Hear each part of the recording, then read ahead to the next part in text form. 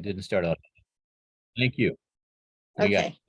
I wanted to make sure, it's really important. I think we have a lot of great things to cover tonight, so I wanted to make sure we recorded it. Good idea. Okay. Well, then I'll really watch my words going forward here.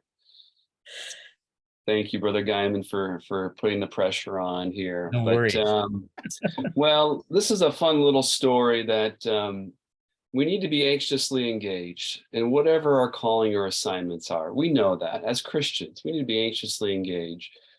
I love the spiritual part of that because it says in the verse after that, it says, for the power is in them. Okay, we've been learning a lot about power from our covenants and priesthood power, but here is a story from a while ago that took this anxiously engaged, and this is what he did. I want to talk about President M. Russell Ballard, as in the mission president, M. Russell Ballard of the Toronto, Canada mission in 1974.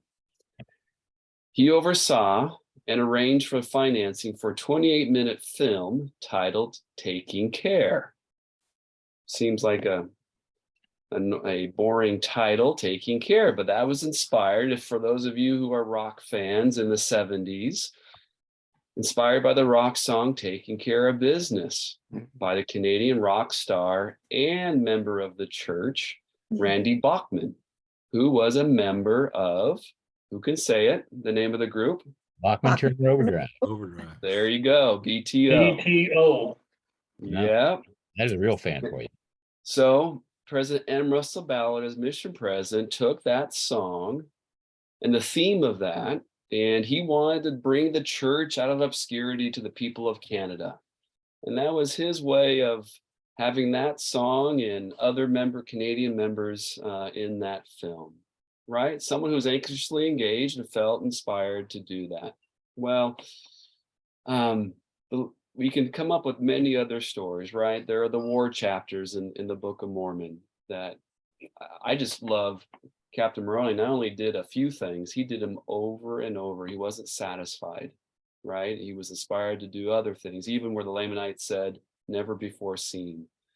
But let me get to a teaching that Elder Bednar gave that talks about being anxiously engaged. But as you're anxiously engaged, we need to have inspired questions. Perhaps we should be praying for questions.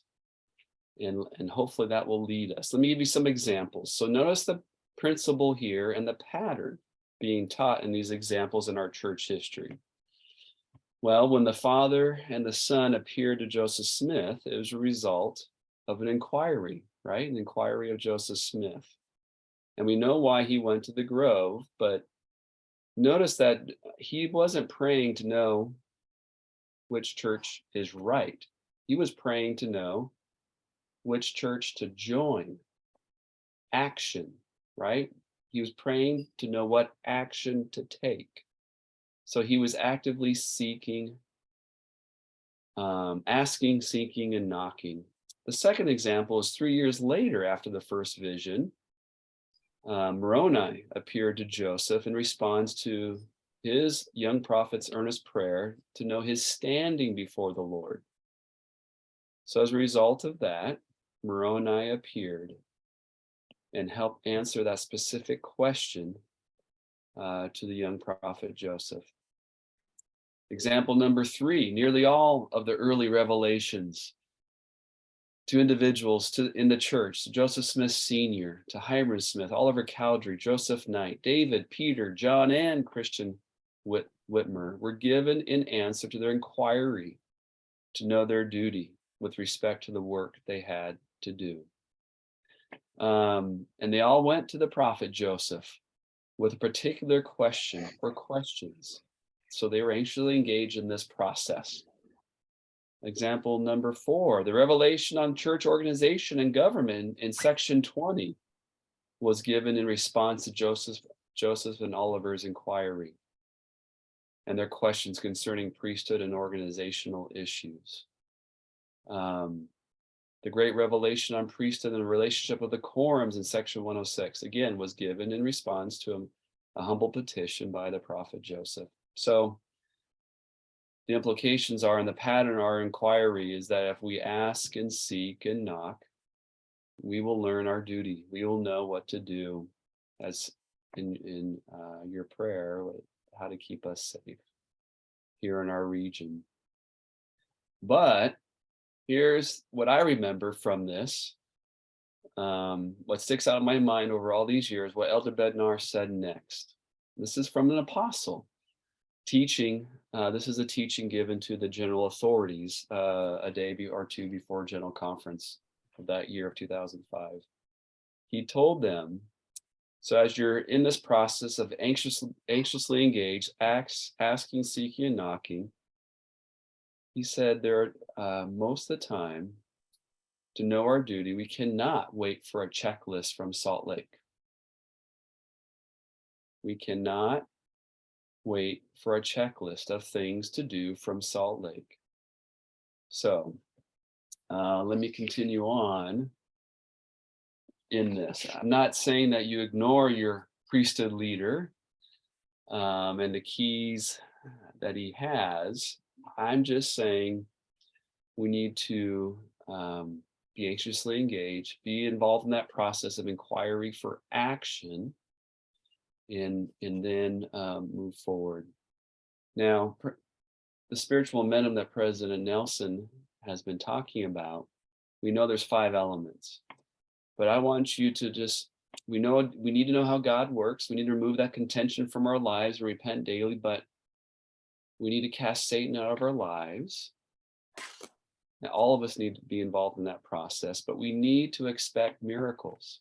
All of us in this process need to expect miracles, whether that be answers to prayers or how things happen or get set in place. I just came from an interfaith event that was in my church building here in Pacific Beach just now. They were having a testimony meeting of interfaith members here in Pacific Beach, led by my counselor, President Beasley. Now, that was a miracle. When I became a bishop here in Pacific Beach, I wanted to have some interaction with the community, some interaction with others of other faith. I didn't know how that was going to happen. I didn't know really what the purpose was, but something happened that fell in my lap from the previous stake president when I was bishop, and it turned out to be a blessing in disguise, where it was the beginnings of an interfaith. Then in the week that I was being called to be stake president and released as bishop, this interfaith group had its very first breakfast as an interfaith group at the Catholic Church here. And that was the beginnings. That was in 2018. And now it's continued on and flourished. And many wonderful relationships have come as a result of earnest inquiry of mine and others and how we can be involved. And of course, from emergency response, that's wonderful. We now have relationships with other church leaders in our community. So let me wind down here with some examples here of how we should work with our priesthood leaders. They both come from the book of Nephi. One is Lehi, right? He was assigned to take his family out of Jerusalem. Not the easiest task to do. Not only that, going to an unknown place, but there was some family contention in the middle of all that. But Lehi was provided inspired direction, and Nephi followed it. And in that case, Nephi was even then asked to go get the brass plates. So he followed his priesthood leader's direction. Well, the second example is in 1 Nephi 16. They needed food. Nephi saw a need and he crafted a plan. And then he sought his priesthood leader, Lehi's counsel, before proceeding. So 2 wonderful examples that we should seek and understand what we should do with those. Elder Dietrich Christofferson said, you need to insist on priesthood direction. At the same time, please don't be a burden. My counsel is that you earn your priesthood leaders' trust. Please make their agenda yours. Understand their needs and fulfill them. And then another example of that is came from the late General Authority, who was the executive director of church communication, Elder Keach, who passed away. He says, when you want to work with your priesthood leader, don't get behind them or don't get too far in front of them. Now, I know most of you on this call are probably self-starters and energetic, right? So getting behind your priesthood leader is probably not an issue. But just make sure you don't get too far ahead of your priesthood leader. So have respect for their keys and the organization that the church provides. But I know in my stake, as I mentioned, Jason Torbenson, I was one that didn't provide much direction because it was out of my area. And so I gave him, right, the opportunity to ask, seek, and knock, and to have him run with it. And then he came back with what he felt the priorities should be. And he sought his priesthood direction, and we gave him some direction, but then he moved forward. And I was very, very grateful for that as a priesthood leader, as someone who became the expert, who sought asking and seeking and knocking. So as we conclude with President Russell Ballard's riveting example of taking care from the song Taking Care of Business, if you know President Ballard, he was also involved in many other miracles as he sought miracles. He was involved and felt inspired as an apostle of 1 or 2 months, being an apostle, not unsure of what his duty is as an apostle. Felt impressed as he was in Bolivia, as the towns are being flooded by the rising of Lake Titicaca. He felt the Lord said he needed to do something, and he said a prayer, and he raised his hands and commanded the lake to recede. So brothers and sisters on this call tonight, I want you to know that Elder Ballard was human. As he got in the car from that prayer, he wondered to himself, what did I just do? I just prayed for the lake, to this massive lake in Bolivia, I think the largest lake in Bolivia, to recede. And on the car ride to his hotel, he wondered and asked the Lord, even with doubt, what did I just do? Well, he prayed all night that what he said would come true. 2 weeks later, when he was back in his office, he heard that the lake had receded 10 feet. And the people start to get back in their homes and to plant their crops, which were desperately needed to live off of. So seek miracles and expect miracles. And I'll end with the scripture in DNC 121:46. For the Holy Ghost shall be the constant companion in thy scepter, an unchanging scepter of righteousness and truth, and thy dominion shall be an everlasting dominion. And without compulsory means, it shall flow unto thee forever and ever. Thank you for being faithful in your callings, and thank you for seeking in faith and expecting miracles. In the name of Jesus Christ, amen. Amen.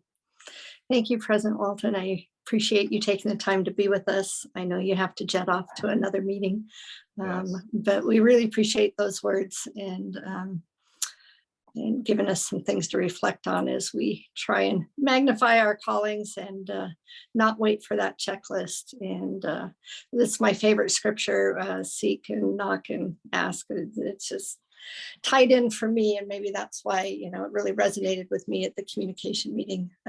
But I thought it was very important here. Like I say, I've tried to instill that in some of my remarks in past with this same group, but we have some new people here tonight too. So very important, and I appreciate it. Thank you. You're very welcome. Okay, so Brother Kennedy, we're going to turn time over to you. We had a nice conversation. Just for those that are new on this call, we do try and meet quarterly with Brother Kennedy, who's the executive secretary to Elder Clark. And we, just like President Walton said, as a committee for emergency response, we try and plan out the direction we think we should go after we pray and feel inspired. And then we present that plan to our leaders, Becky Davies, and then also Elder Clark, and make sure that we're going in a direction that he's okay with. And so far we've been in sync. He's very preparedness minded, but he has shared some other words with us in a direction that we kind of touched on at our training, calling it boots on the ground.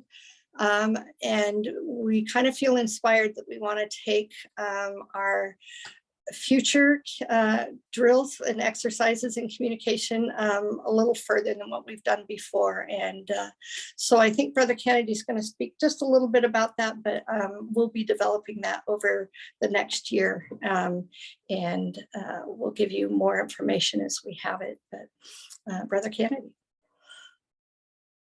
Okay, thank you, Terry. Well, I think that we are very lucky to have President Walton as the agent stake president over emergency response. He's a wonderful man, and I've gotten to know him a little bit better over the past several months, and gosh, almost a year and a half. And I have a lot of respect for President Walton. So I really appreciate your remarks, President. And I think they're very, very much in line with what this committee is trying to accomplish. I think that Terry and the leadership of this committee, Mike Guymon, Stephen Egbert, and others, I don't want to leave anybody out, but have been very, very action focused.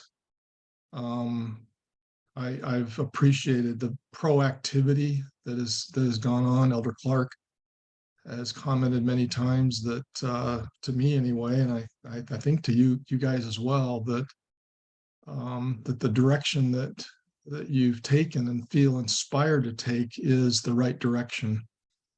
And I think I think it was last week, wasn't it, Terry, that we met with Elder Clark? Yeah, it was last week. And as Terry mentioned, he's very, very supportive of all that that the leadership of this group is involved in. This issue of boots on the ground, I think, is a good one. The handbook does tell us and advise us anyway that when it comes to emergency response, that we do have a channel that's already in place, the ministering channel and the priesthood hierarchy, for lack of a better word. And that is, I think that we have used that in these emergency response drills, especially the one in October and others.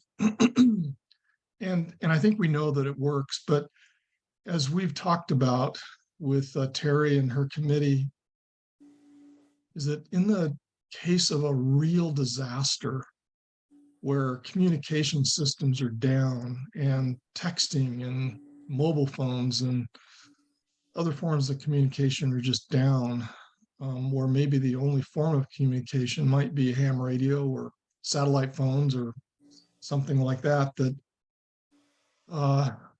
not too many people have access to. This group, of course, does. You guys are the experts, but so I think there's some emphasis to be placed on this idea of boots on the ground, meaning that in some cases, in a true disaster, the only form of communication may just be getting out on the street and walking to our neighbors and members of the church that are nearby and knocking on their doors and checking in with them and making sure that they're okay and determining needs. And then using these other communication channels. It may also be boots on the ground to get that information up through the leadership, to the bishop, to the elders quorum president, Relief Society president, eventually to the stake presidents and on up to Elder Clark and beyond. Sometimes I think the only way to do that is going to be, in the case of a true disaster, is knocking on doors. And I think that's, Terry, what you have, what we've been talking about a little bit, and that maybe perhaps one of the drills coming up, and I think you guys have proposed a minimum of 2 drills per year, and Elder Clark is supportive of that, of course. So we have one in October that's kind of traditional, and we've done it for years, but I think there's maybe a movement to also have one in May, or that time frame. And so Elder Clark is supportive of that, and I think the idea is that one of those 2 should maybe exercise different forms of communication. One being, to simulate what would happen in a true disaster. So I think we'll all be hearing more about that. I think through Terri and her group and her leadership, we'll be talking about that. And I just wanted to let you all know that Elder Clark is supportive of that, and he's supportive of all of these things that come through inspiration. And I think that is through inspiration, through this committee. Because I do believe, and having worked with you all for about the past year or so, I've seen that inspiration. I felt your inspiration, and I think it's recognized. And so I just want everybody to know, and I'm not an eloquent speaker, nothing like Elder or President Walton is.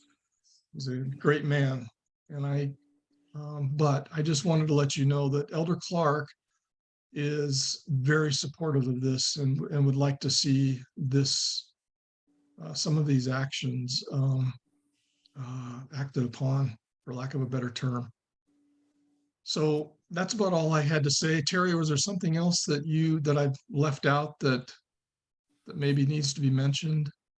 No, but Stephen Egbert or Mike Guyman, if you think of something we've talked about that we haven't mentioned in regards to Elder Clark and Brother Kennedy, feel free to say. But we do just really appreciate the support and the inspiration in talking to you that we get from you as well. And so when we have that great collaboration, it kind of triggers more and more ideas and inspiration behind it. And so it's kind of been fun to be a part of working with you and helping our committee propel forward.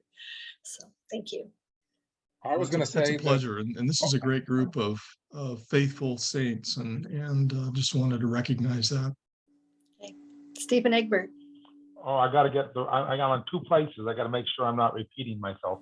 I think that I'm always worried that we get a method of doing it, and then we get an emergency that doesn't fit that pattern, and we get flustered.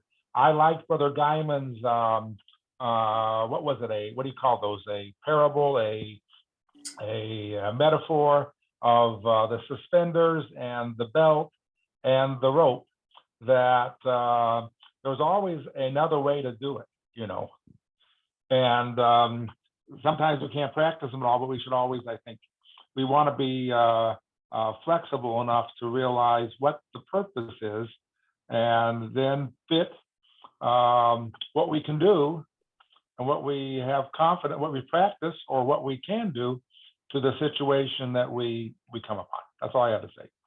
And I would dovetail on that, Stephen Early, always talking about it's just another tool in the tool belt, right? So we want to practice different methods so that, we're familiar enough that we can use one of them in whatever the next emergency would be. So One of the biggest things for me, Terri, has been that when I was set apart for this calling, I felt, as I was set apart for the passion and the spirit that Elder Clark had for this, and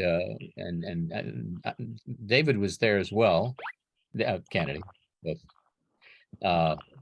And I really felt the support from them and everything that we're trying to do. They've bought in, you know, and the same with President Walton. President Walton is all in, and that really helps because it's not so with all people that we're working with. You know, some people haven't bought in; it's beyond their grasp. So, I just want to give my thanks to those three brothers and let them know that they have helped me move forward and believe that we can do it, and received inspiration in that process. So, thank you.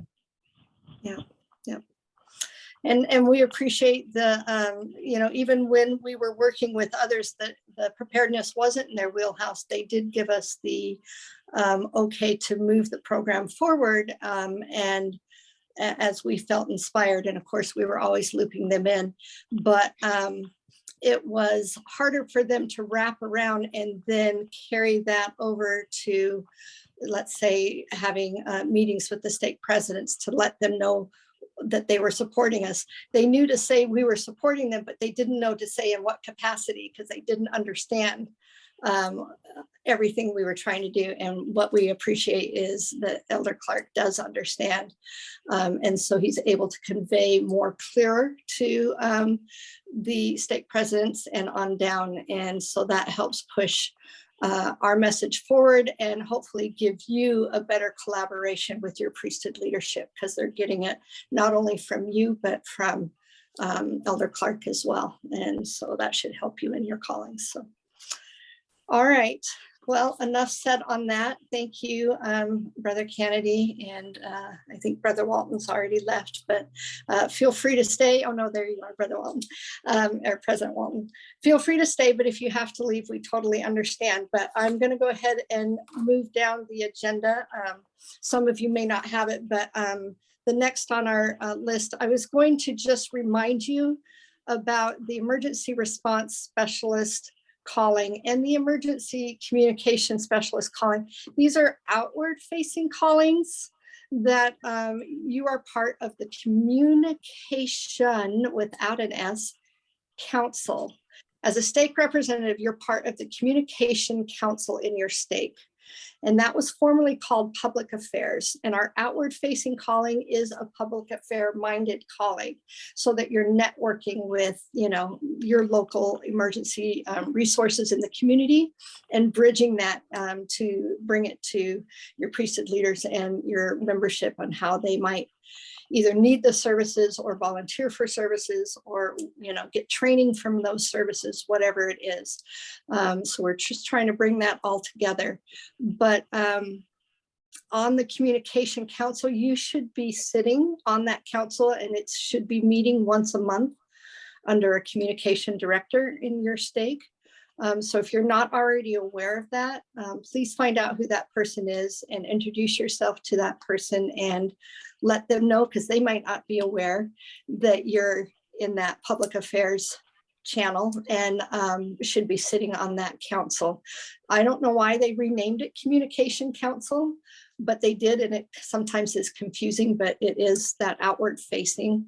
And the idea when you're sitting on that council, it's a mirror of what I do on Becky Davies' Regional Communication Council.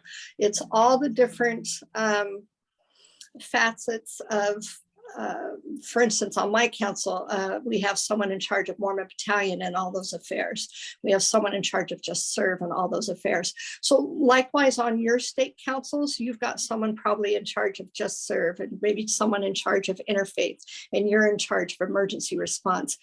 And the idea is that you're sharing what you're doing in your calling as far as networking with those groups around you, in your case, the emergency response groups, but you're also listening to what everybody else is doing and networking, and you're helping each other. So if they have an event, interfaith event or a Just Serve event or something, everyone on that council should be supporting them and helping them in whatever capacity they need.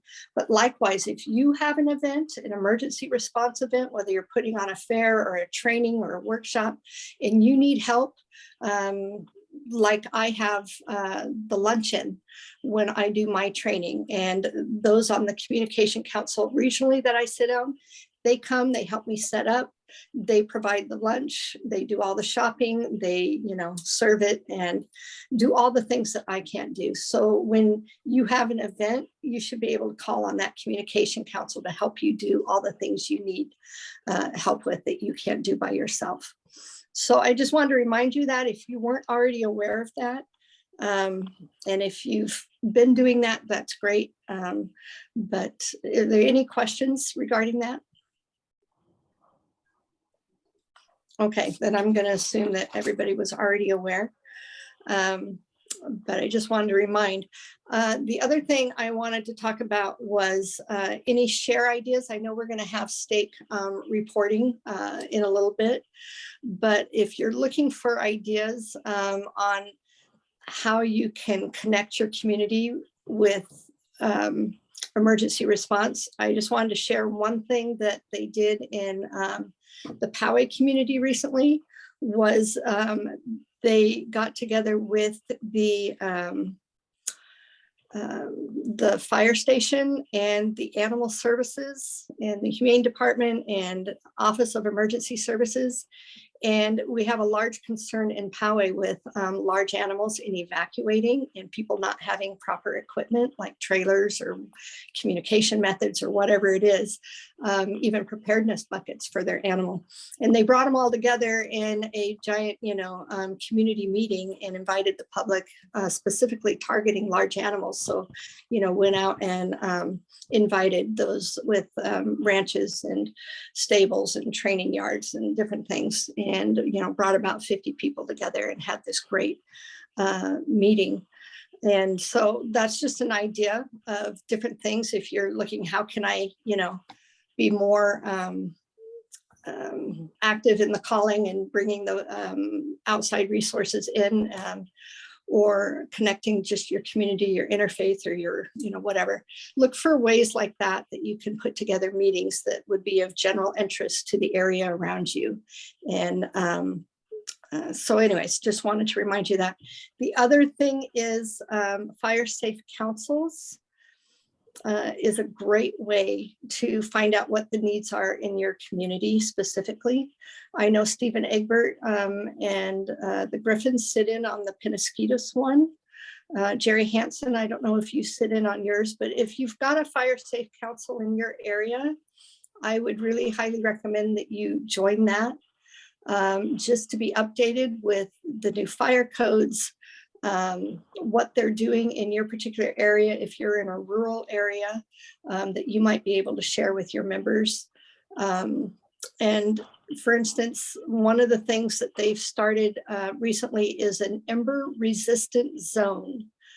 And in the San Diego County, beginning in January 2023, they're going to be enforcing this new ember resistant zone idea, meaning that they've been working with the insurance companies and the CAL FIRE and trying to determine best practices to better save homes in wildfire situations. And they decided that there should be from 0 to 5 feet out from your home, there should not be any brush or furniture or equipment or anything against your home from 0 to 5 feet out. And that's going to be mandated in the rural county areas. How they're going to inform people, it's already in new construction. New construction already knows that, they don't put any planter areas or anything around the home out to 5 feet. But they'll be going back to existing homeowners, and especially under insurance, will now be determining, your insurance qualifications, rates, and everything else if you're following these guidelines. And eventually, the cities won't be enforcing it unless your city resources adopt it and put it forth. But it will probably be something you see move out in subsequent years.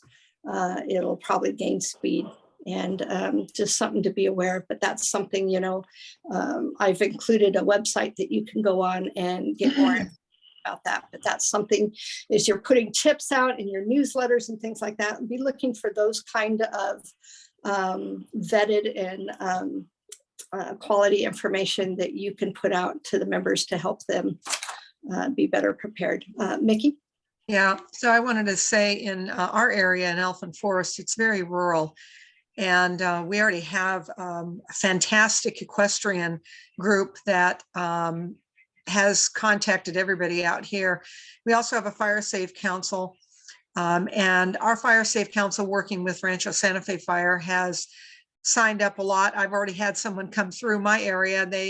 One of the fire safe council people, and right now currently with a fire department guy, but only to train him, has been coming out to the houses, and they go through and they'll tell you, yes, this is too close. You need, like in my case, we've built 40 years ago.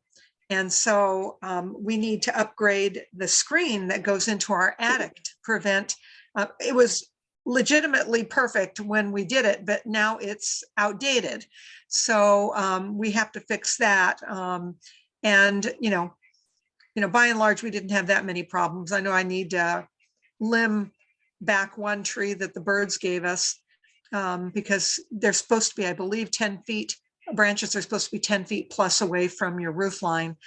And then, of course, they look at your roof. I've got a S-tile roof, cement tile, so that's a very good solid roof. But it's very good to have someone come through and tell you what you do need to do to make your house safer from fires. And in So some cases, your fire departments might have personnel that can come out and give you that free inspection. In other cases, they might have trained CERT members to do that type of inspection, or fire safe council members to do that kind of inspection. But they can give you that general guideline if you need someone to come out to the house. So our fire department also drives through the communities that they cover. And if there are issues, like if you have palm trees and the dead palms have not been trimmed back, they will send you a notice.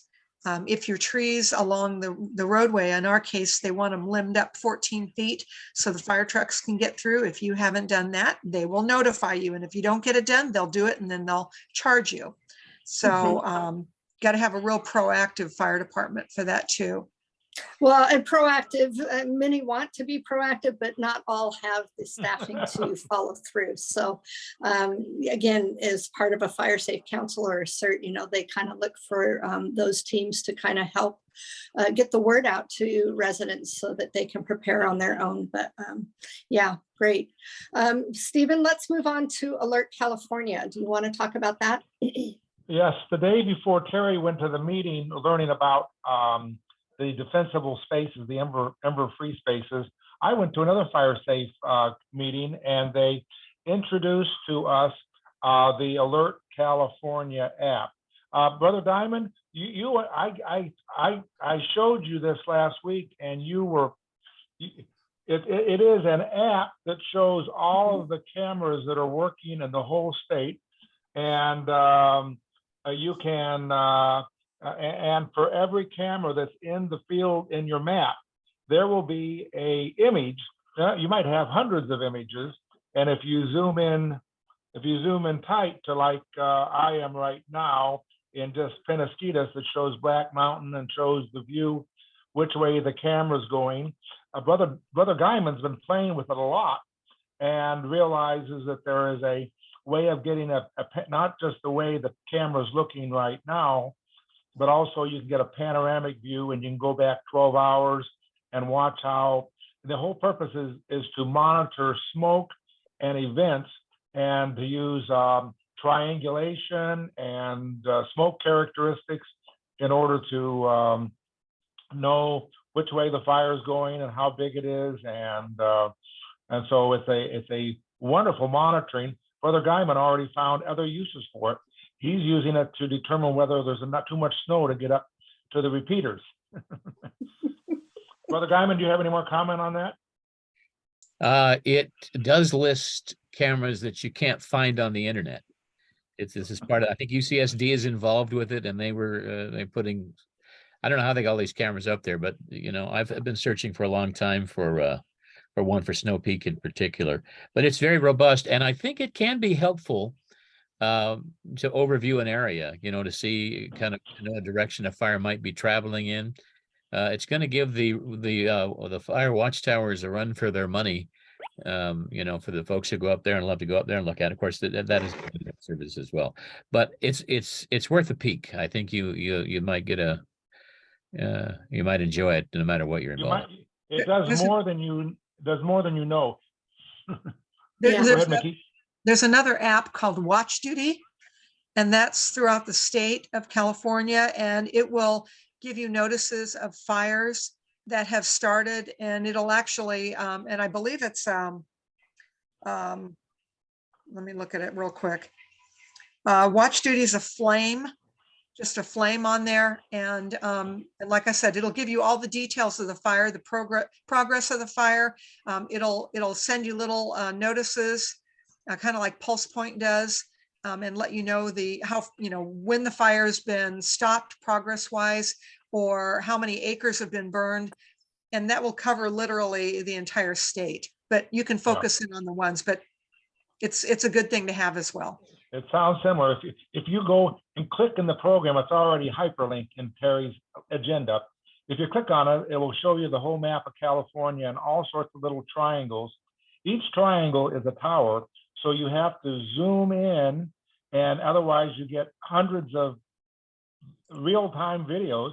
But you get down to I could look at my stake. I could look at Penasquito Stake and see if we have any active fires in Penasquito Stake visually. And then it sounds like you got one that's kind of a list. Is yours more of a list and notification, Mickey?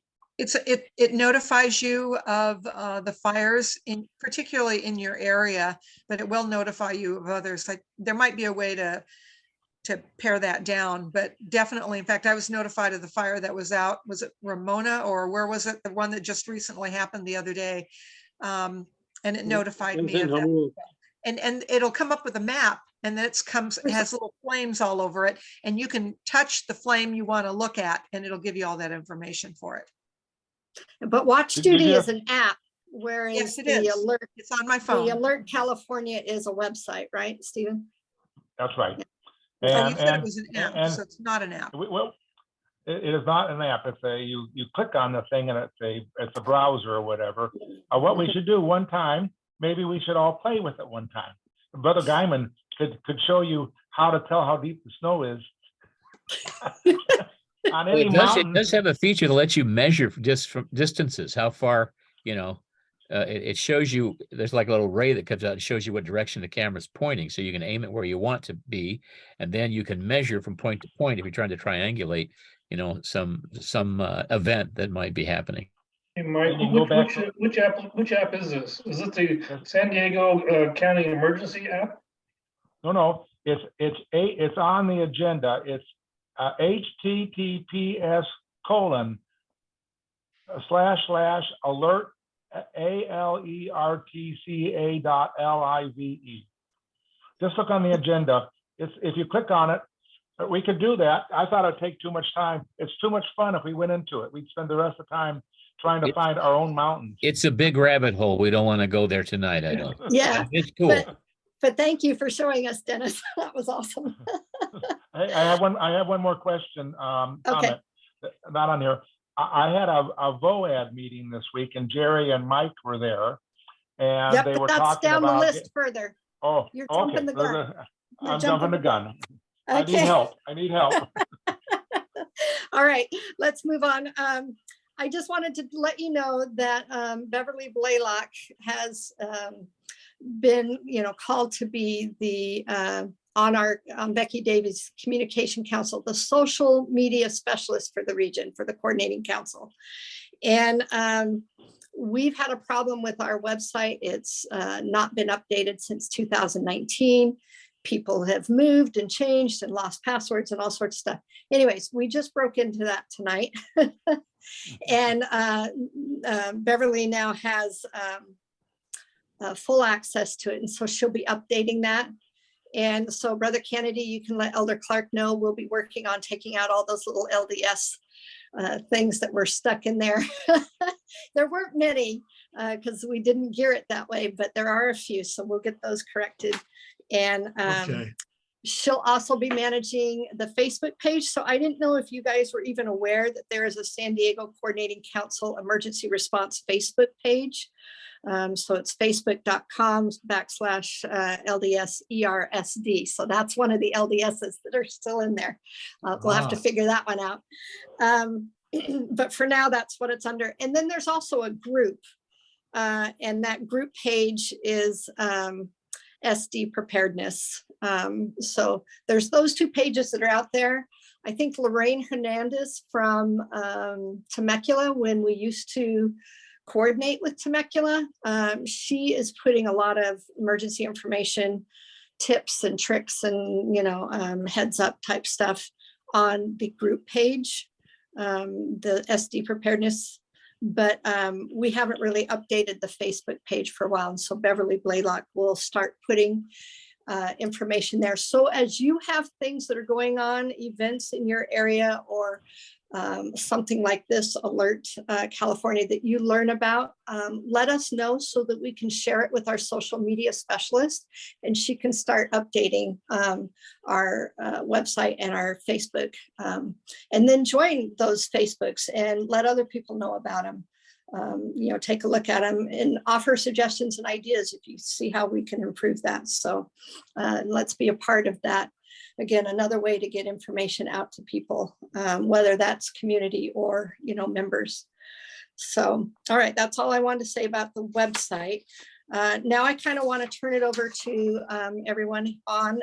If you haven't been here before, we like to take time to let each stake talk about anything that's going on in their area, whether they've had an emergency event, how they handled it, you know, or whether they've put on a training or event, or anything new that we should learn about. And specifically, I'd like to hear from each of you how you, if you had a fall drill, how you felt that went, and any ideas you might have gotten since then. So let me just start with the first person I see, which is Mickey. What do you have to talk about for the Del Mar? You've got John Lees with you here tonight. Yes. And I thought the drill went pretty well. I was also doing a CERT training that day. So I had to choose, and anyway, I think it went well. I don't know all the total numbers that came from our ward, but I think the participation was pretty good. Okay. Other than that, I don't think we're doing too much. I think we're all working, you know, on our communication council as well. Got to get that one together. I am going to be invited to the next meeting. I apologize for not letting me know when the meetings were. And going from there, just keep on moving. I think it's getting better and better every day. Okay. Have you been able to have an emergency response council meeting yet? You're talking, not talking to communication council. Right. This would be your own, where you're inviting your priesthood leadership and your auxiliary team to work on the emergency plan for the state. No, but we are going back over the plan. I've brought that up because the plan is a little out of date, particularly with the, I noticed with the stake leadership, it still has President Clark listed on there. So yeah, so updating is important, right? But yes, you know, it's important to let other people, you know, meet that once a quarter if possible, to let them know that there is emergency response council and that they're on it, and that, you know, if an emergency were to happen, what is the primary's role, what is the state, you know, relief society's role, so forth and so on. So it'd be great if they got together and, you know, eyeballed, they knew who you were and who the High Council was over emergency response, and that you all collaborated together on updating and, you know, adding anything to the plan that needed to be added. Yep, I will get that scheduled. Okay, perfect. All right, Brother Fairbanks from El Centro.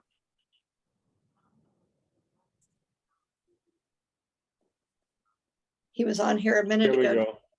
Oh, good. I am awake.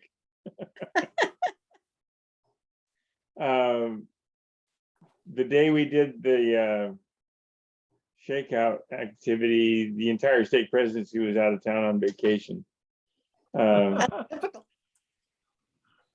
And we did communicate with them, and I don't know how far that went. I really don't. They never got back to me. But we were able to get most of our at-risk people contacted. We did get all the missionaries. I have all the missionaries now reporting to the zone leader every night, especially the sister missionaries, that they're in their apartment, they're safe, and they're down for the night. I think it's just good that they communicate regularly anyway. But it went as well as we've done in the past. We're working on improving that and getting more people involved. And also we're anxiously working on the boots on the ground part of it. Also, I wanted to tell Mike, we are looking into a GMRS repeater just within our stake. Mike's still there, yeah. Mike DeGraw will be excited about that too. Yeah, Yeah. I'm glad to lend a hand on anything. I'm working with the community here to set one up within the community outside of the church as well. Yeah. I thought that's who you were talking about, Mike DeGraw, because he's actually got the GMRS up there. Yes, he has, and I got that information from him at the last Saturday meeting. Right. So another in, thing, San Diego. Stephen, you might try to get Snow Peak again from your location. It's back I up. will. Yeah, let's check that out because we desperately need to get you linked. Sorry, Terri. No, I will no, look that's at that. That's all I have to report. well. And the other thing, Brother Fairbanks, you and I were talking on Sunday. You said that you were thinking about holding a training in El Centro, right? We're working on that. We want to hold the training just in El Centro because we can never get more than 2 or 3 people into San Diego. If we do it here, we could get a lot more. We might get the whole communication council. There's a good one. Well, I say, I'm sure Stephen Egbert and Mike Guyman and any of us would be happy to come out and, help you with anything. So just let us know. We'll give As long you as lots it's not in the middle of advance the notice. summer. Yeah, Long as just it's not in not- August. Yeah. Right. Okay. All right, let's move on then. So Jerry Hansen. Hello, all. Yes, we did have a little bit of excitement yesterday evening. Started out as about a 5-acre fire. It ended up being close to 10 acres. And it was probably about 3 to 4 miles by the crow from my house. Ooh. And I kind of got that general vicinity from one of the board members that happened to be down at the school close by and gave my wife a call. And I followed up with a couple of phone calls to a couple of members that what I felt might have been fairly close to it. And it turns out that particular member was out of town in Salt Lake. The other member we called was a little more local down there. They live down by the golf course. But to make a long story short, I have an app on my phone that allows me, and I'm sure some of the other people have got it as well. Let me pull it up here. It's called Scanner Radio. And you can, a bunch of options you have. You can get the sheriffs, you can get PD, get all kinds of different things in different areas. It's a national type situation. So I was listening to CAL FIRE. And so I had the blow by blow of what was happening. And it was fairly short lived. It was out in a couple, 3 hours. There was just one out location that's an old home from years and years ago that was destroyed. But other than that, that was it. But it's the idea that I called my elders forum president, let him know. I called the 2 church members and just put everybody on alert, which turned out not to be anything, fortunately, but the winds were whipping around pretty good. And I thought that thing could get out of hand pretty quick. And as luck would have it, probably about a half hour into the fire, the winds just went dead. And so it turned out to be a pretty good deal. The radio went dead. It was just a great thing. So that was my excitement for yesterday. And other than that, that's about all that I have to report. And you're still trying to recover from the last fire, right? You're still working with UMCOR or somebody on that? Yeah, there's a ward member that I finally got 2 bins got delivered to their place today. And so the elders quorum, and it's a tough role. I'm a VOAD role, and then I've got the ward membership role that so everybody's coming to me with all this, and anyways. So now we're trying You're to in put it. some, and I told the elders quorum president, and I said, listen, if you guys need some wheelbarrows or shovels or rakes, I just happen to know where there's quite a few of them up at the Alpine building. I said, how are you going to get them to and from? I don't know. But again, it's one of those things, the experience has helped out in the past for me to get going on things like this. So it's we're still all over it. So lots going on, really. Yeah, okay. If I can jump in and- for a second here too, just real quick, just to let Jerry know that Roger Morey checked into our net on Tuesday. So he's agreed to help. Oh, So good. we now have a radio contact to help out with what you're doing out there in El Cajon. Oh, that's good to know. Thank you. Hey, if I can ask a quick question while I kind of have the floor. That alertca.live, that is not an app. Is that correct? Correct. Whoever? It is not an app. So either you have to have it memorized, you're kind of out of luck to get it. Yeah, it's Unless a you have a website. sheet or Or if you have a cheat sheet or something to go to. Well, Well, just search for type, alert California, and it comes right up. You click on it, you'll find it. Yeah, I've been on that site before. It's pretty cool. Yeah, it is. In fact, you can, if you find some cameras that you like, you can just copy the address and it'll bring you right back to where you were. A lot of times websites won't, Gotcha. you have to go through a whole menu to get there again. But yeah, it's at least so far that's been my experience. There is Thank an you. app that you can get that has a lot of these things. It's called SD County Emergency, and it has the beta on there for the earthquake notification. It has all the fire maps and recovery numbers, and I've been using that the last couple of days. It's been very helpful. Yep. I've Yeah. got that app, and it didn't show anything about the fire yesterday, so I was kind of surprised. And that's why it's good to have more than one, because you need to, again, another tool in the tool belt. You need to be able to kind of maneuver around each one, because you don't know who is feeding that and what their response time is, their personnel staffing and everything to get that up and going. So one might get ahead of the other. So definitely And a we do couple have of to, them. and we do have to remember that apps and websites, there are times when they don't work at all. Yeah. Yeah. Good point. Okay. And then I didn't know, Jerry, was your stake able to participate in the shakeout drill at all? Yes, we did. Okay. I don't know the results. I haven't been around long enough to get results. I've been out of town. But yes, we Okay. did participate. Brother Kennedy, I want to take a minute since you're still here. Did Sister Jimenez, well, I guess this is a question. Does everybody here know that when you hold your communication drill, that your stake president then should pass that information of people contacted up to Sister Jimenez? Jimenez, if I'm saying it right, wrong? I've actually communicated that to the stake presidents as well, Terry, so they know to do that. Okay. And did you receive a report, or did Elder Clark receive a report from her? No, but I know that she did receive some reports, but they did not come to me or Elder Clark. Yeah. So So she actually sent them to me too, so that we could, Okay. talk about that tonight. And I just don't have them at my fingertips to be able to tell you about it. But the beauty of it was some worked really well and some didn't work as well as hoped. But just putting it in practice, even, I mean, just like it was mentioned earlier, chances are your leadership's all going to be out of town. And you're going to find that, again, this is why we want the Emergency Response Council to meet, to know who all the players are and what the roles are. and maybe what that backup is. Because if your stake presidency's out of town and you can't get a hold of them, the information's still going to be coming and we still need to get it on up.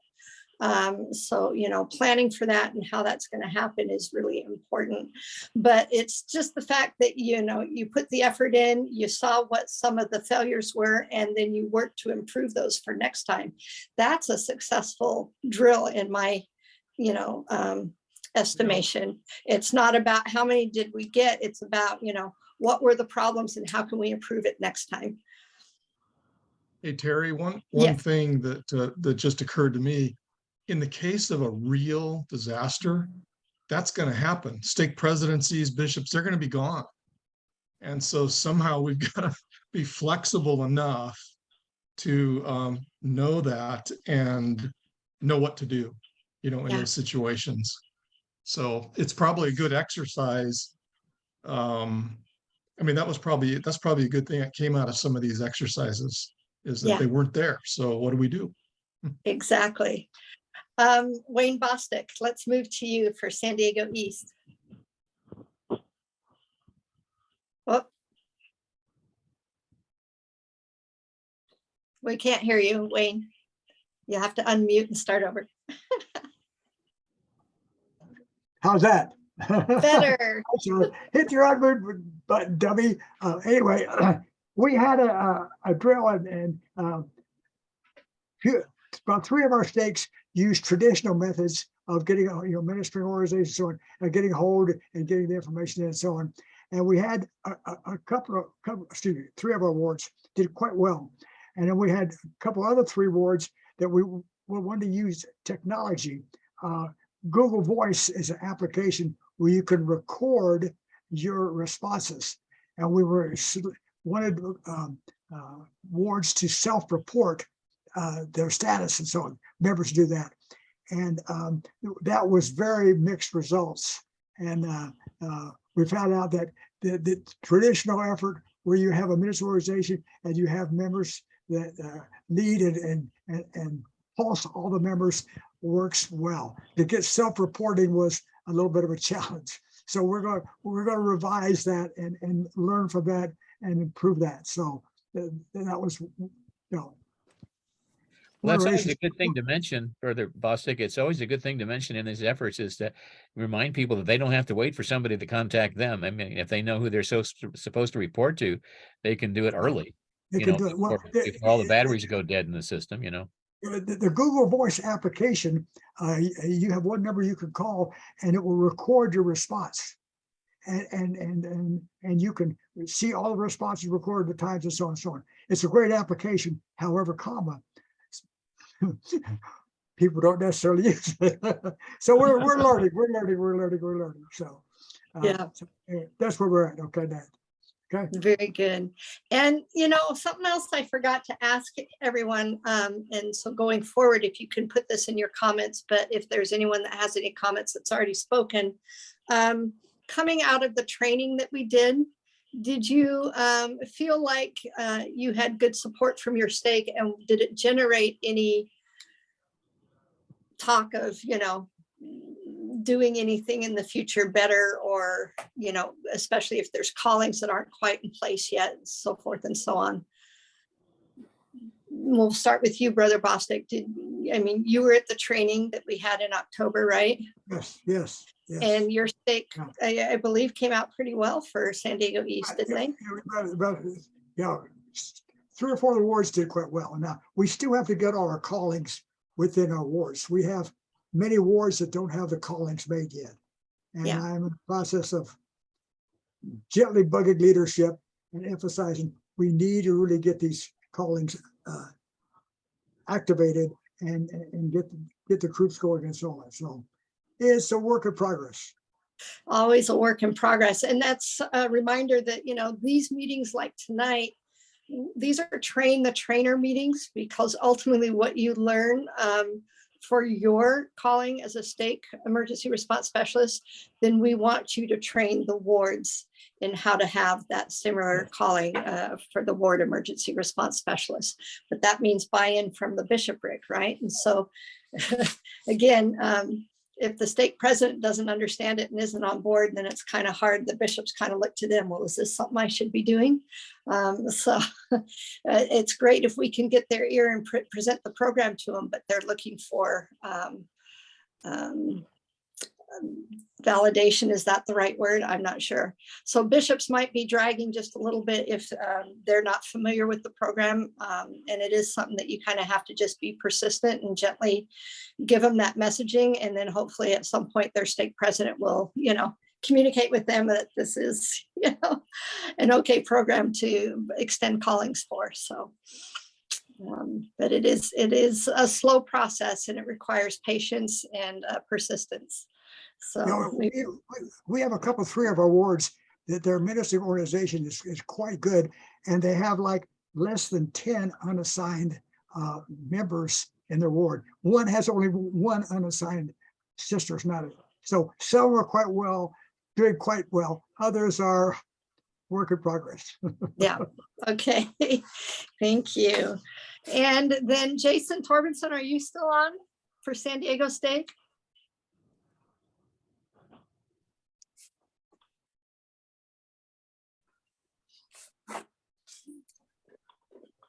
I see you unmuted. Are you able to communicate with us, or are you off on another meeting? All right, Mike Guyman, I'm not hearing anything from him. What do you know about San Diego State? Well, I do know that we did have, in fact, it's the ward that I'm in, the Claremont ward. The elder scoring president there has really, he's got the spirit of this, and he has organized a boots on the ground, an emergency ministering list that they were using, and they put it into motion, and they didn't actually walk it this time, but they did a test on with the texting part of it to see how the texting worked out as far as getting information back. That's the first part of it. I mean, and then the second part would be they've organized it. I guess what I'm trying to say is they've organized it so it is a boots on the ground thing, but they did the texting part of it because they hadn't done that yet either. And they got all the way through. They didn't do boots on the ground. That's next on them. And it really does, you mentioned buy-in, and that's everything. In fact, I talked to him the other day, and I asked him one of the questions I asked him. I says, how did you get the quorum to buy in, to this second, ministering assignment? Keeping in mind, of course, that it's not something they have to do every month. They might want to do an exercise, and boots on the ground literally is exercise. You're out there walking around. They might want to do it, and then we started talking about how updating the rosters is one of the most challenging parts of it. And I see Jason. Jason, why don't you jump in here on San Diego State if you like?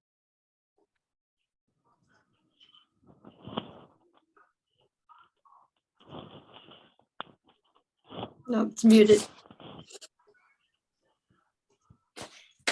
He's having problems with his sound. I think he's deferring back to you. You can put it in chat.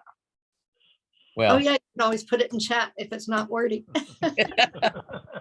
yeah, just put it was great.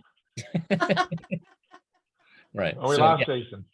Yeah, Yeah, it's a work in progress, but like Mike DeGraw, who has it set up in his area, it's and I'm going to be calling Mike to compare notes between what we're doing in our ward and what they're doing up there in Poway. So, okay, very good. And Mike, let's go to you then for Poway.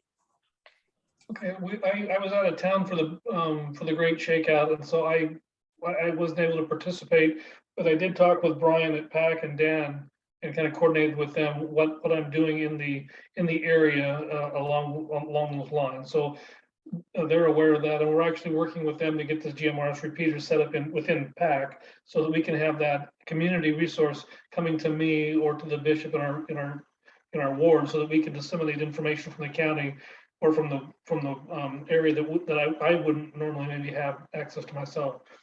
So some of the things that I've heard everybody talk about, and maybe I'll just share my experience that in setting up this GMRS radio network within my ward, which I'm maintaining, and some of the things that I found out. Number one, the ward was already set up with the geocodes, the old church geocodes, and block captains were already established. And I took over that about a year ago, and I tried to maintain it myself, and it was too difficult for me individually to do that. So I have another person called in the ward who specifically maintains the ward roster, essentially updates it every month.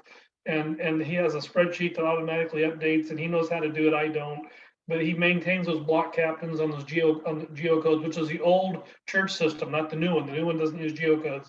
So I've had to have somebody specifically help me to maintain those. And there's always people moving in and moving out. And I've distributed 25 GMRS radios, to the block captains within the ward. And GMRS has a couple of oddities. It's up in the 70 centimeter band, so you may stand in your driveway and key up the radio, and it may work or it may not work. But if you move 3 feet to the left, it may start working. So the training has become paramount. So I've taken it upon myself to have a one-on-one training with each of the block captains in our ward, and so that they understand the oddities of the radio and how to communicate or how to use that. And then I've also talked with Rob, who's the stake high council representative, on how we can maybe expand this to the stake as well, so that we can have communication at least to the stake leaders primarily, so we can get information to them if the cell phones are down, and then we can expand that out to the ward membership. And then on top of that, I've really invited all the ward members, at least in our ward, that if they want to spend $40 to buy a GMRS radio, I'll be happy to set it up within our system so that they don't have to depend on a block captain. They can join. And I've had several families come forward and say, yeah, we'd like to do that. And, I give them a link to Amazon, have them buy the radio, and then just go over there and program it for them. And depending on whether they're in the repeater part of the ward or if they're in the simplex part. So it's been quite a process. I've learned a lot. I'm more than willing to use this as a proof of concept for other wards who want to take this on. But there is an effort to maintain it, and that's the main thing.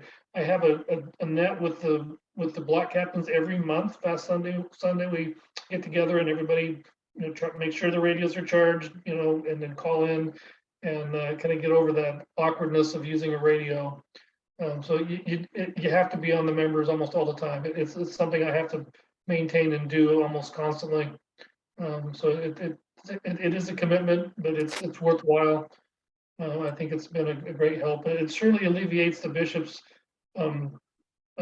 concern, because we did have a fire go through our ward, back in 2006 and burn down one of the family's homes, and there was no cell service whatsoever. And so he's been really adamant and supportive of having this radio network set up. Yeah. Well, that's great. They're very blessed to have you in your skill set there. So, and others will be watching what you do and may lean on you for help in implementation in their area as well. So we appreciate your willingness to do that. Thanks so much. All right, who have I missed here? I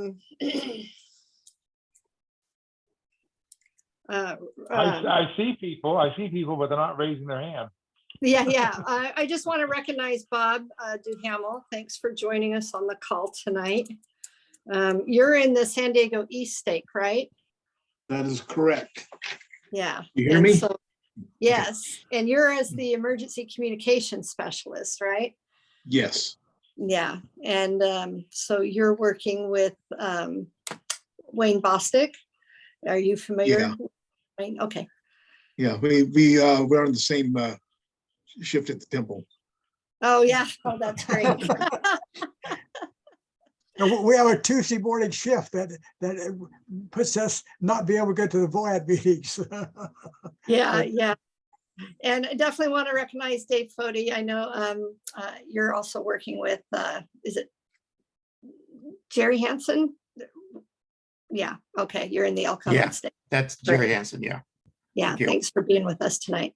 And Rob Walk, it's nice to have you back with us. Are you still with Vista, or are you representing someone else now? I'm a lurker. So You're a lurker.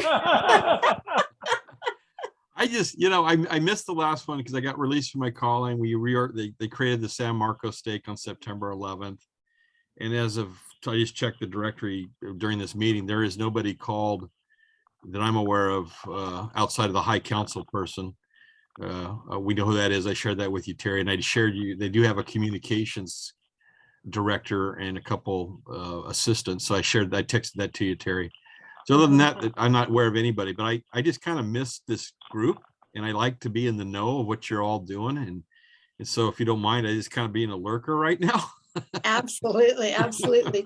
And what calling have they given you in the San Marcos stake now? Well, I teach the Sunday school 16, 17-year-olds. I'm also now the building facilities guy, and I talked my way into being the emergency communication specialist. You know, I like that side of things, as Mike Diamond knows. So I got that, but that'll keep me busy. But I don't want to volunteer myself to the stake. I think they need to kind of use their inspiration to figure that out. But and they may push to try to get the Newport Council going, but I don't. That's been quiet for years, so that's why I kind of lurk with you San Diego people who are my brothers and sisters right next door. So why not? There you go. There you go. We share the same county. Well, yeah, when it goes down, I'm going to be talking to you all. The people on the other side of Camp Pendleton will be, probably taking care of themselves up there in Orange County. So you're my friends here. I did have a question for Mike DeGraw, Brother DeGraw, on your GMRS repeater. That's an interesting idea when we can't get enough people to take the ham radio test. So are you, where do you locate your repeater, and what kind of miles range are you getting out of it? My whole thought process on this was the same thing. I went and got my ham radio operator license. It's a bit of a pain, and I'm glad I did that, but there's no way that I was going to get 20 block captains to do that. So when I read through the rules of the GMRS, the license is just a purchase from the FCC. The rules were that it was for you and your extended family, and I consider my ward family my extended family. The FCC is not going to prosecute me for that. So I distribute the radios and my call sign, and the way the GMRS works is you only have to use a call sign if you're challenged. So if somebody else comes on your network and is talking on your thing and they challenge you, they say, "What's your call sign?" Then you can give it, but you're not required to do it like you do a ham every 15 minutes or so. So that's what really drove me to use the GMRS, and the repeater just turned out that I surveyed my ward, and half the ward was close enough to me to do simplex. And so I had a simplex channel set up, and then the other half of the ward was over a mountainside. And so I found Brother Hunter in our ward, who happened to live right up at the base of Mount Woodson. And I talked to him and his wife, and I said, "Would you be willing to let me put an antenna on your chimney, run a wire down to your garage? The repeater is very small. Just plug it in. You don't have to do anything." He was willing to do that. I did all the work to go out and set it up. And it's worked really well. It covers the whole ward up behind Twin Peaks, and it's able to come down to the base station at my house, so I'm able to communicate with everybody in the ward. Would you say that's 6 miles, or what would be that estimate of? Well, I bought the cheapest repeater I could have. Bought a little Chinese repeater. It cost $400, and it said it's 10 watts. But I noticed it's 10 watts divided, so it may shoot out when I measured it, it was between 4 and 6 watts shooting out. So it hits me, I'm at least, I would say I'm probably 4 to 5 miles down the road, and I'm in a kind of a hole, and I've got my antenna on a 40-foot mast. So, but everybody up in that whole area, they're all within the ward boundaries, however big that is, and they can all talk to each other, using that repeater. So it really depends on the terrain, and that's why the ward was challenging. It's very hilly, and I was able to get that quite high on the mountain. And so it really, I've seen other guys who set up GMR repeaters up on a hill, and they're able to go 20, 30 miles. So it just depends. And if you want to build a repeater, spend the money to build one that's 50 watts, you're going to do really well. Well, the challenge with 50 watts, though, is it burns up a lot of power when there isn't any. You have to factor into your backup I've had power. a couple of units that I hooked up to I hooked it up to a Jackery, a little portable power source, and then tested it for, it was able to stay on and run. It wasn't 50 watts. It was only I think it was only 25 watts, but it was able to stay on and run for the course of a whole day, like when we were out four-wheeling, found a mountain, set the thing up on the mountain in the general area where we were all four-wheeling, hooked it up to the power, hope nobody would steal it, and ran it all day on the jackery and didn't have any issues. But again, there's a lot of challenges. You need permanent power for a ward setting. So more than happy to take things offline with you and discuss every one of the. Since I've been in the calling, I've done 2 of the biannual radio communication exercises completely within our ward using the radios. And so all the block captains have to, at least walk down to their families' houses or communicate with them somehow, and then report back to me, and then I report over to the stake. So I've learned something every single time we've done that. So each time we do those communication exercises, it's certainly a huge learning curve for me. Rob, Yeah.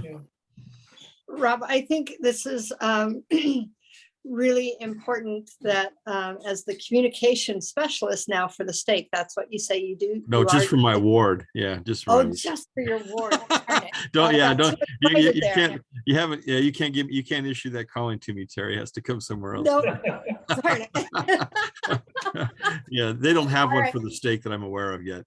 But in the future, just so yeah. you know, I know the high councilman from San Marcos came to our training. Oh, good. And he was buying into it big time. And he was going to try and, get those callings in play. Okay. But, the next thing would be to try and pull getting stuck on my words, emergency response council together. And I was hoping if you were the stake person that you two could network and make that happen. But if you're the ward person, I guess you'll just have to wait. But yeah, I'm okay with maybe volunteering myself at the ward level. The stake level, yeah. I kind of tread lightly. So yeah. We'll let them come to me if that's what's inspired. But Right. yeah. Okay. Yeah, thank you. Yeah, certainly. And then I think, John Lees, I definitely want to recognize that you've been on the call too. I appreciate you hanging with us. I hope this has been informational and not too overwhelming. I know you're muted right now, but if you get a chance and you want to pipe in and say anything, that would be great. And I also want to recognize Brother Porter. Thank you for being here tonight. Not everybody might know Brother Porter. You're out of LA County or yeah, and you're the Southern California VOAD rep, right? So where Stephen and I attend our local chapter of San Diego VOAD, and we certainly invite each of you to attend a VOAD meeting at least twice a year. So you get to know who the players are there and maybe make some contacts and resources that you can bring into your stakes for training or just, whatever you find useful in your area. But Brother Porter, tell us as a San Diego, Southern California, I mean, not San Diego, but as a Southern California VOAD rep, what VOAD do you attend, and what exactly are your responsibilities, and how does that trickle down to us? Well, I go to the INLA VOADs. I follow that. They had a big on the 13th. They had a big emergency fair, and for some reason I neglected to go to that, or I missed it. There was a fireside that I went to, and I understand it was pretty good. But I really like going and listening in on your meetings because you are light years ahead of LA County and all the stakes and wards. I've tried to encourage Brother Remington.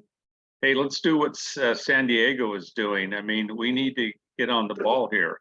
And so some of my responsibilities, if there is any kind of catastrophic event happening, fire, earthquake, or whatever, I'm supposed to, technically, I go to Charlene Sargent and ask her, what can the church do to help out? And if I can't get a hold of her, I'll just go right to the man post and let them know that, is there anything that we can do? Then I pass that back on to Brother Remington, and then he passes it up the chain of command and it comes back to me. So anything that happens, That's what I do. You guys have a lot more, well, I think you have a lot more fires and a lot more stuff that happens in San Diego. So you're all dialed in, and I'm really amazed. I wish we were as dialed in as San Diego was. Well, we definitely learned from Orange County and kind of have developed it over the last 7 years into the program it is. So it's been a work in progress, and it's been a slow, sometimes seems like slow on our end, but yeah, we're feeling pretty lucky to have the people in play that we do now and the connections with the resources. And it seems to be a program that's working quite well for us at this point. Charlene Sargent, is she, what's her role? She's the VOAD for California, and unless it goes to it goes from her, and then next year it'll go to David Christensen in the north, and then back and forth.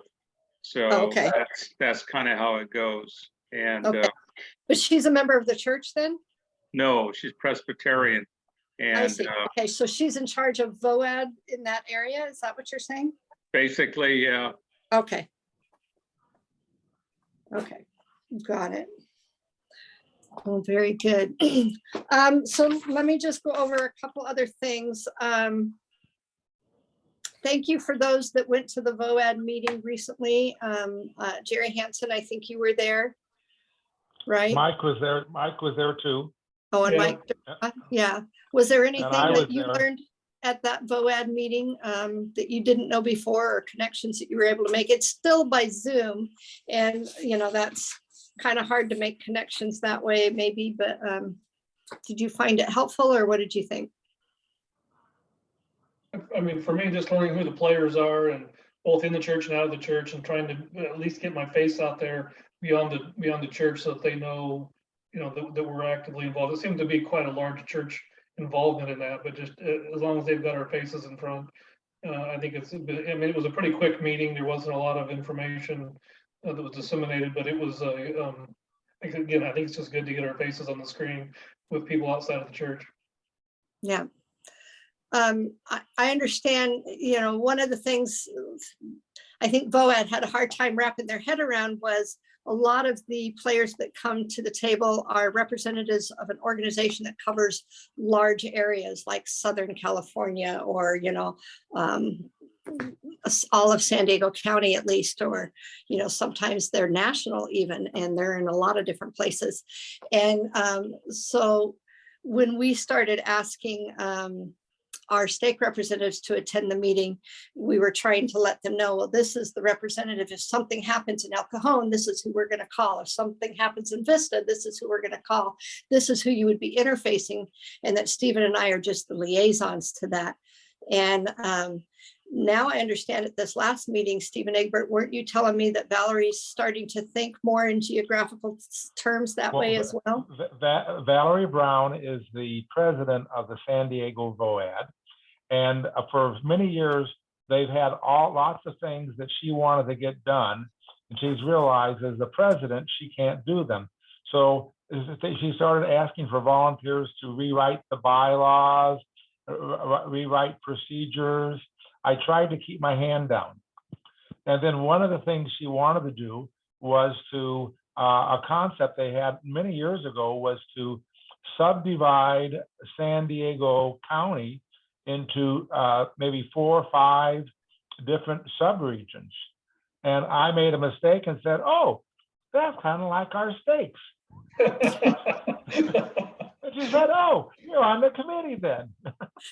Since we think, you know, Terry and I are really not in charge of anything. It's the stakes that are in charge of things. If they actually did things regionally, then they would have the players down in the regions and so there was 2 discussions. There was one, should they break the county up into 4 quadrants, or should they break it up into those that are earthquake risk, tsunami risk, and fire risk? And but they didn't really decide, I don't think. And then after that meeting, I decided to go back and make a map of San Diego County and try to figure out where which stakes cover all the county. And that's when I realized we have a portion of our county that's not covered by any of the Newport or San Diego councils. This Borrego is part of Riverside, Palm Desert Stake. And so I made a map. I sent that to Brother Kennedy and Sister Sorensen, and I'd like to have everyone take a look at it, because that might help guide me when I think about what kind of regions.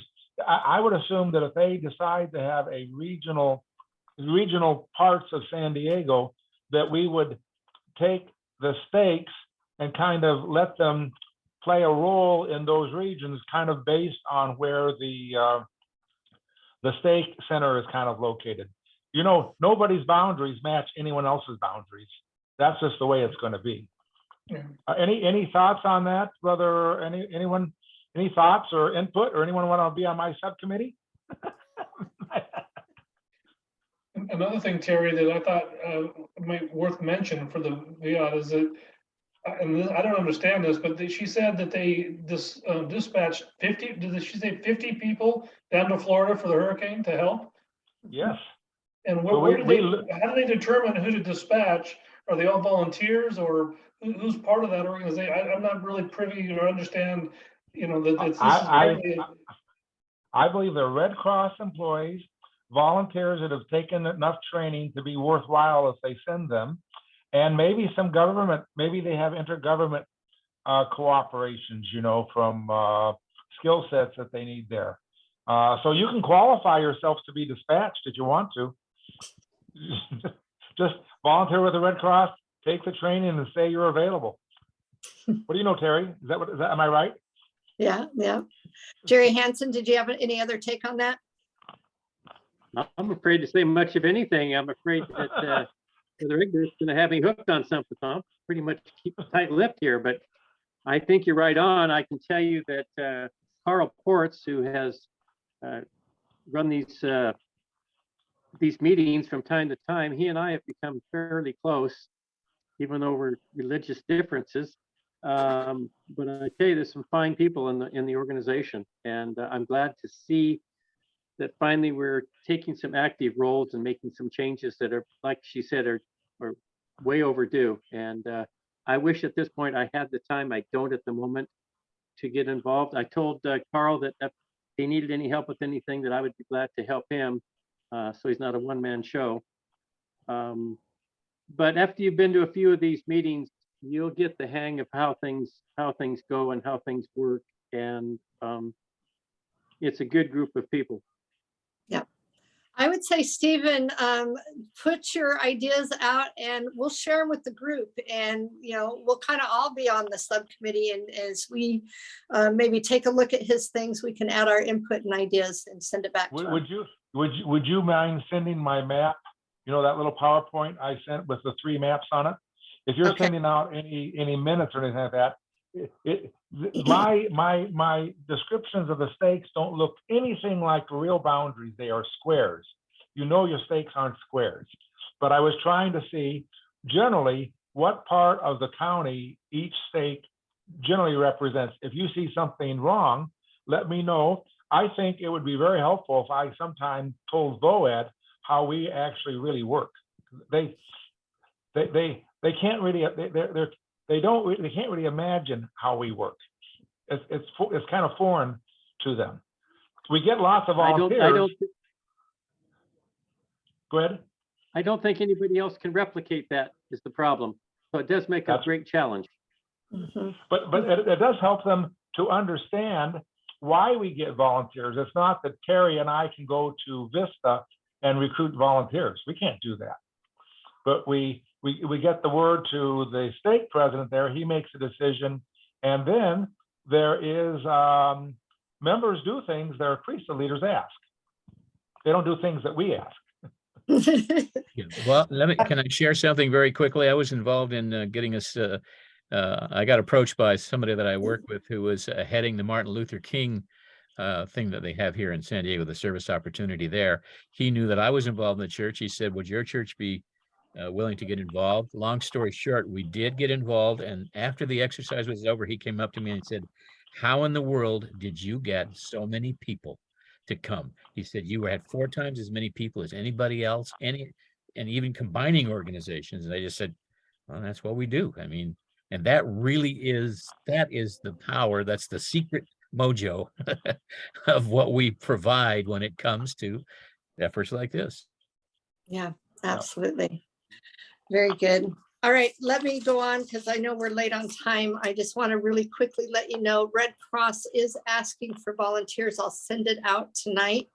I'm not going to push it like I did for the need of shelter delivery drivers that we pushed a couple years ago, but this has equal value that I think is worthy of putting it out to your newsletter at least, or your stake website or whatever it is. But they need blood delivery drivers.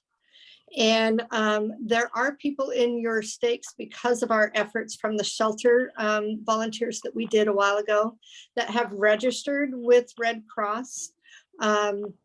I would just put it out there that anyone that would either like to register with Cross or already is registered with Red Cross, go to the website and sign up to be a life-saving blood delivery driver. They have a shortage of being able to get blood from one location to another within San Diego County.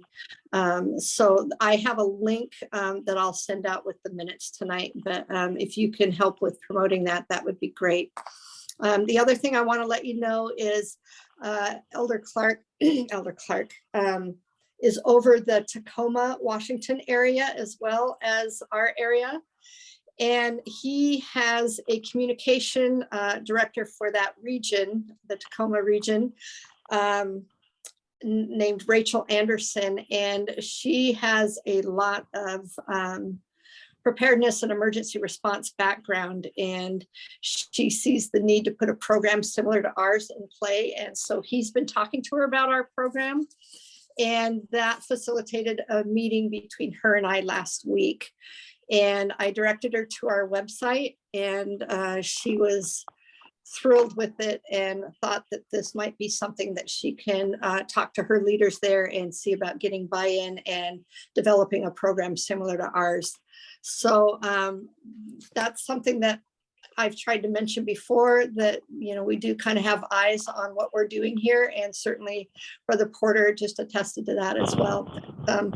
We're, you know, inspired, I think, through our different callings. We're coming together and uniting and getting involved, and it's kind of turning into its own little machine of sorts, you know, becoming well known in VOAD and other resources, as Red Cross especially. And so it is kind of a model program, and it's being looked at. And so we're kind of excited to share what we know with Tacoma. And she mentioned something that that struck me. She used the phrase, we don't want to, in an emergency, I always called it panic brain. No matter how prepared we are, that panic kind of can sometimes set in and overtake us and then cause us to freeze. And she called it psychological paralysis. But if we practice, like we're talking about doing these drills on a regular basis, you know, that hopefully our muscle memory will kick in and we'll be able to reach back and let that pull us out and direct us, you know, to get through an emergency or to help others get through an emergency. So we're excited to work with her, and I'll keep you updated on how that goes. And then almost last year, we would just want to remind you that we're going to be dark the month of December, and that goes for our committee meeting, Mike Guyman and Stephen Egbert and Mickey. We won't be having a committee meeting, and we won't have this Zoom meeting, but we will start again in January. And we do want to encourage the quarterly stake drills separately from what Brother Kennedy was mentioning, the biannual emergency exercise that you're, let's see, am I getting on top of myself? how are we doing this before, Mike? Now I'm all of a sudden confusing myself. The stake is the biannual that we're going to do the drill, but we also want them to do a quarterly Right. smaller drill. Oh, I know. Not that they're reporting up to Sister Jimenez, That's correct. but that they're just doing within their stake. Like updating their and- rosters and things like that. and updating your roster. So whatever the drill is, you know, whether it's doing a little texting drill or, you know, a GMRS drill or boots on the ground drill or updating your rosters or whatever it is, once a quarter, we want each stake to work on that without having to report up to Sister Jimenez, but just, again, seeing where the gaps are and improving your emergency response plan. So we'll remind you that in January. Last year we started out with texting. Whether we do the same thing or not, I don't know, but you know, these are all guidelines, and so you know, we encourage you, as Neil Walton said, to pray about it, to ask the questions and get the inspiration for yourself on what works best in your stakes. And of course, going along with your priesthood leaders and what they approve and are on board with. So then the last thing, I think that's everything. I just wanted to remind you that next year we are going to have another in-person training unless we get some other pandemic that shuts us down. But we'll plan on doing it in September. I think our committee has settled on September 16th in 2023. We kind of have a direction that we're going, and we're kind of jazzed about how it went this last year. And we'll start working on that and fine tuning it in January and have a real good program for you in September to invite your emergency response council members. And technically that could be 10 people per ward, you know, so however many wards are in a stake, that would be, you know, so the potential is to get quite a few people there. We had a great showing this year. About 150, 160 people came. 25 or no, about 50 of those were walk-ins the day of. So we were a little short on food, but we made a last minute Costco run and I think we were able to recover. But it was a really good turnout, and we'll do some more hands-on drills and other things to get everybody talking and moving forward. So I don't have anything else to add at this point. Is there any questions? Thank you for hanging with us this long. We had a lot of exciting information, but we'll give you the next month off to make up for it. So I appreciate your patience. And Mike DeGraw, could I ask you to give us a closing prayer? Sure. Okay. Father in heaven, we close our meeting tonight. We're grateful for the opportunity we've had to share resources and ideas and with the committee.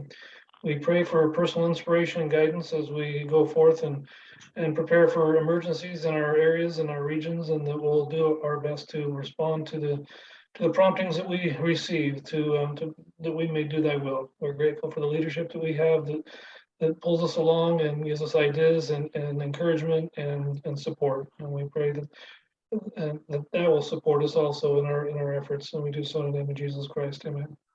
Amen. Well, thank you, everyone. Happy Thanksgiving. And I won't see you in December. So Merry Christmas in advance. And we'll see you all again in January. Thank you. Good night. Thank you, Terri. Good night. All right.